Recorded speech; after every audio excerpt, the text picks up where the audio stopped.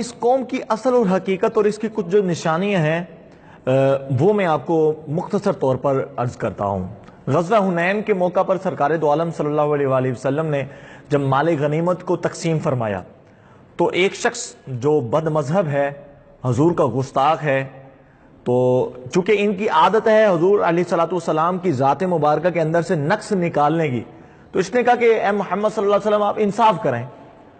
اب حضرت عمر بن خطاب رضی اللہ تعالیٰ عنہ وہیں پر موجود، آپ فرماتے ہیں یا رسول اللہ صلی اللہ علیہ وسلم کہ مجھے اجازت ہے کہ میں اس کی گردن اڑا دوں، کیونکہ اس شخص کی جرت کیسی ہوئی کہ آپ کی تقسیم کاری میں یہ دخل اندازی کرے۔ حضور علیہ السلام نے فرمایا کہ اے عمر اس کو چھوڑ دو، اس کے آنے والی نسلوں میں ایسے ایسے لوگ ہوں گے۔ وہ کس طرح کے لوگ تھے؟ موطا امام مالک کے اندر ہے، سرکار دو عالم صلی اللہ علیہ وسلم نے فرمایا تو حرکون صلاتکم،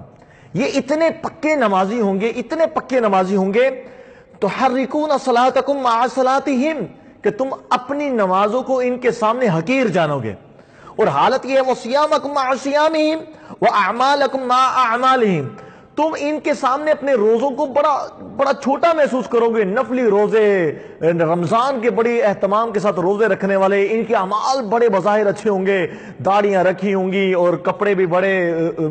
جو ہے وہ ایسے جیسے بڑے پاکیزہ لوگ ہوتے ہیں، اور انداز گفتگو اتنا شیریں ہوگا۔ ان کے اعمال کا جائزہ بھی حضور نے فرمایا اگر لوگے تو تمہیں بڑا ہی اچھا لگے گا، بڑا اچھا محسوس ہوگا۔ آج ہم دیکھتے ہیں گلیوں کوچوں بازاروں کے اندر یہ جناب جی لوٹوں کو لے کر گلیوں میں پھرتے ہیں اور لوگوں کو کہتے ہیں آئیے اللہ کی بات کرتے ہیں، اللہ کی بات کرتے ہیں۔ اللہ کی بات تو کرتے ہیں، رسول کی بات نہیں کرتے، رسول کی بات سے تو یہ بھاگنے والے لوگ ہیں۔ حضور علیہ السلام فرمائے یہ عبادت میں اتنے آگے ہوں گے۔ اور پھر سرکار دو عالم صلی اللہ علیہ وسلم نے جامع ترمذی کی حدیث مبارکہ حضور نے فرمایا یقرؤون القرآن لا تجاوزوا تراقیہم، حضور نے فرمایا کہ یہ قرآن بڑا ہی خوبصورت پڑھیں گے لیکن ان کا قرآن حلق سے نیچے نہیں اترے گا، بس خوبصورتی آواز تک کی ہوگی لیکن یہ حلق سے نیچے نہیں اترے گا۔ مطلب یہ کہ قرآن نے جس چیز کو حلال کہا وہ حلال نہیں جانیں گے، جس کو حرام کہا وہ حرام نہیں جانیں گے، بلکہ حالت یہ ہوگی۔ اور یہ حدیث مبارکہ میں ایک اور جو نشانی کے طور پر بیان فرمایا کہ یہ کفار پر نازل ہونے والی آیات کو مسلمانوں پر نافذ کریں گے، یہ ان کی علامت بیسک جو بتائے گی۔ اور پھر حال یہ ہوگا یمرقون من الدین کما یمرق السہم من الرمیۃ، حضور نے فرمایا دین سے اس طرح نکل جائیں گے جیسے تیر نشانے سے نکل جاتا ہے۔ ان کی حالت یہ ہوگی، اتنی عبادت، اتنی ریاضت، چلے لگائیں گے، تبلیغیں کریں گے، اس کے باوجود ان کا دین میں کوئی حصہ نہیں ہوگا، کیونکہ جب تک حضور کی ذات کو نہیں اپنائیں گے، حضور علیہ السلام پر اعتماد نہیں کریں گے، جس طرح کہ اس شخص نے کھڑے ہو کے کہا کہ آپ انصاف کریں، یعنی ان کی ابتدا ہی حضور علیہ السلام کی گستاخی سے ہے، حضور علیہ السلام کے اندر نقص نکالنے سے ہے۔ تو یہ وہ قوم ہے، اعلیٰ حضرت نے بھی اس کی بڑی تفصیل بیان فرمائی، اور پھر یہی نتیجہ نکالا کہ جب یہ ان کا پیشوا تھا عبد الوہاب نجدی، جب کوئی شخص مسلمان ہوتا تو اس کے سر کا جو ہے نا وہ حلق کروا دیتا، ٹن کروا دیتا تھا۔ اب جو بھی بندہ ہوتا اس کو کہتا ہے اس نظریے سے کہ تم حلق کرواؤ، یہ زمانہ ہے کفر کے، تمہارے بال ہیں، ان کے در بھی کفر ہے۔ یہ عجیب سی اس کی منطق تھی۔ تو یہاں تک اس کی وہ ذہنی کیفیت کو آپ اندازہ کریں کہ اتنا گرا ہوا شخص تھا کہ یہ عورتوں کے بال بھی منڈوا دیا کرتا تھا۔ تو کسی عورت نے کہا کہ تم عورتوں کے بال منڈواتے ہو، مردوں کے بال منڈواتے ہو، ٹنڈے کروانے کا بڑا شوق ہے، کیونکہ حضور نے فرمایا نا، یہ حدیث مبارکہ